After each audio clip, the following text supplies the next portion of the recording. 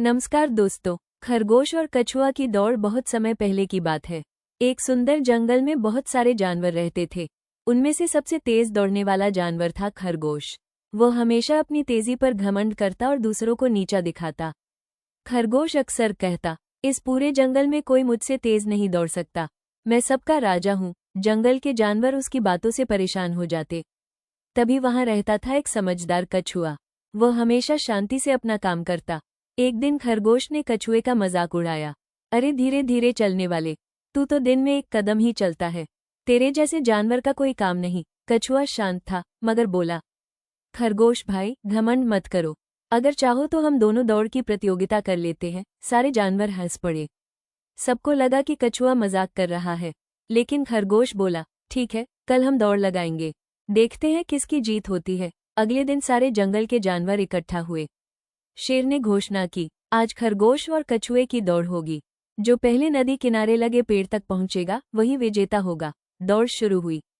खरगोश हवा की तरह दौड़ पड़ा और कछुआ धीरे धीरे कदम बढ़ाने लगा। कुछ दूरी तय करने के बाद खरगोश ने पीछे मुड़कर देखा। कछुआ बहुत पीछे था। खरगोश बोला, ये तो अभी तक पहले मोड़ तक भी नहीं पहुंचा, मेरे पास बहुत समय है। उसने सोचा थोड़ा आराम कर लेता हूँ। वो पेड़ के नीचे बैठा और नींद में सो गया। दूसरी ओर कछुआ बिना रुके बिना थके धीरे धीरे आगे बढ़ता रहा।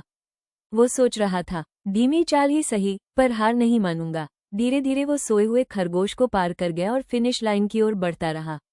जब खरगोश की नींद खुली तो उसने कछुए को फिनिश लाइन के पास देखा। खरगोश जितनी तेजी से भाग सकता था भागा, लेकिन तब तक देर हो चुकी थी। कछुआ फिनिश लाइन पार कर चुका था। सारे जंगल में तालियां बजने लगीं।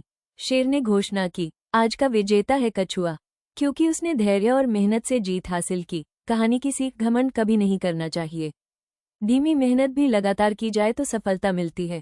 धैर्य और लगन से ही जीत पक्की होती है। ये बच्चों के लिए एक मजेदार, प्रेरणादायक और सीख देने वाली कहानी है। अगर आपको वीडियो पसंद आए तो लाइक, शेयर और सब्सक्राइब जरूर करें।